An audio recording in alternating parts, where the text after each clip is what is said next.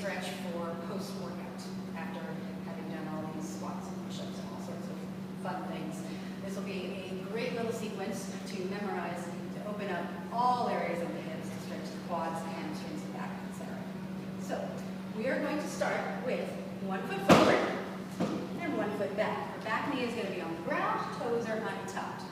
If your knee is not comfortable being directly on the ground, you can always fold up your mat or add towel or something for some padding.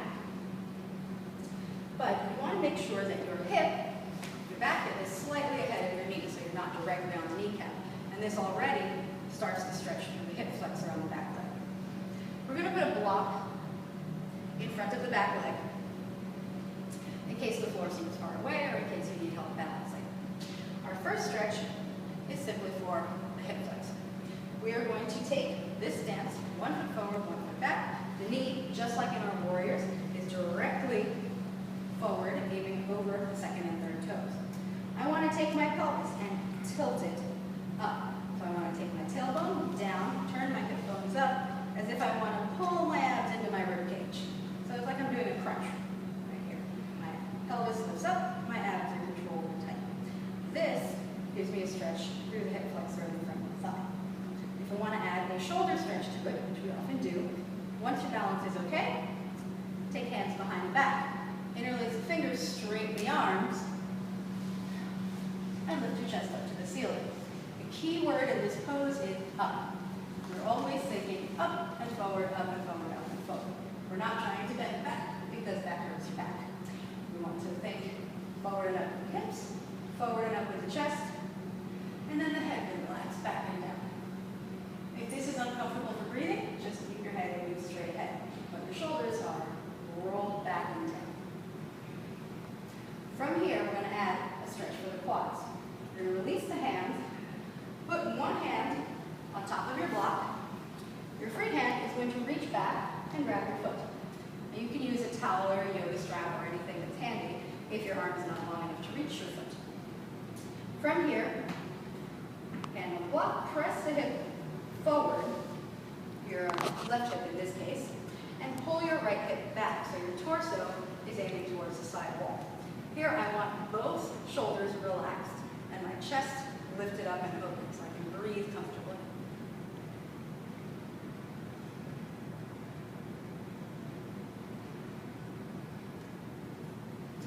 Moving on from there, we're going to stretch the inner thighs. We're going to take our block, turn it sideways so it got some room, and put both elbows down on my block. This can be pretty intense. If you need 2 blocks, if you need to put your hands on the ground, go ahead, because you're going to feel a lot of stretch right here in the inner thigh. If you'd like to add a stretch for the ankle, you can just turn your foot out slightly. So I'm lifting up my arch and going onto the side of my foot here, letting my knee fall out to the side. This is also great preparation for the next stretch that we're going to do. My back knee is still on the ground. My back foot is still relaxed with toes untucked. From here, we're going to move into our pigeon pose. This is one of my favorite poses. It's a huge stretch for the hip. We're going to take our forward leg and just walk it across to the other side of your mat or just underneath your other hand. This will allow you to lay your shin down on the ground. Now, important to note here, I want my knee to be outside the line of my hip. I don't want to be here. I want my knee wide, so it's either underneath my shoulder or even a little bit wider. Now, for some people, this might already be enough of a stretch, in which case you can take your block, put it underneath the hip of the forward leg, and rest there. If this is enough of a stretch, hang out here. If you want more of a stretch, we're going to take our elbows down to the ground or down to a block in front of you. This allows me to stretch out the glutes and the hip on the right side, and the lower I get with my upper body, the more of a stretch I'm also going to get through my lower back.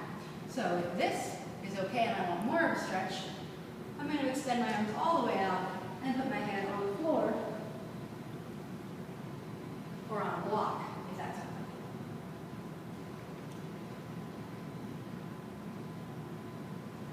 okay. If this stretch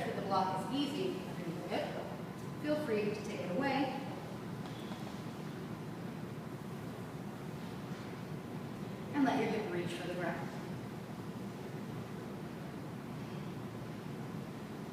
An important note here is that you don't want to roll into that hip. You want to think of both hips being squared towards the floor or towards the front.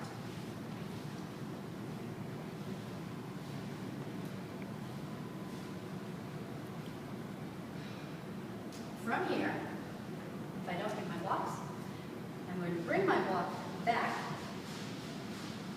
and very carefully plant my front leg forward again. Now, you can have 1 or 2 blocks or no blocks. You don't need any. But we're going to add a stretch for the hamstrings from here. This is a pyramid pose. Similar to a warrior one stance with the legs, except that the front leg is going to be straight. So, from my pigeon, I walked my foot back to its starting position. I'm going to tuck my back toes now, lift my hips up, and straighten both knees. Now, I don't want my back heel to be up. That up. So, if I can't put my back heel on the ground, I'm going to walk it forward until I can. So, now that I can put my back heel on the ground, I want to shift my weight onto that heel.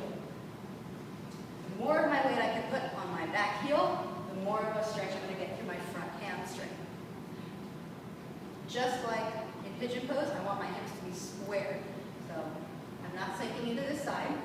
I want both hips pulling back equally.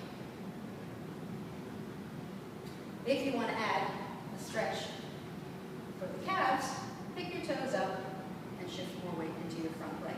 And you don't need to use blocks. If the floor is far away, by all means use the blocks. But if not, you're welcome to reach for the floor or put a hand on your shin. In this pose, I want to make sure that my back is relaxed. My abs are relaxed. I'm not trying to hold myself up here with anything. My neck and shoulders are relaxed. Everything else can just hang towards the floor.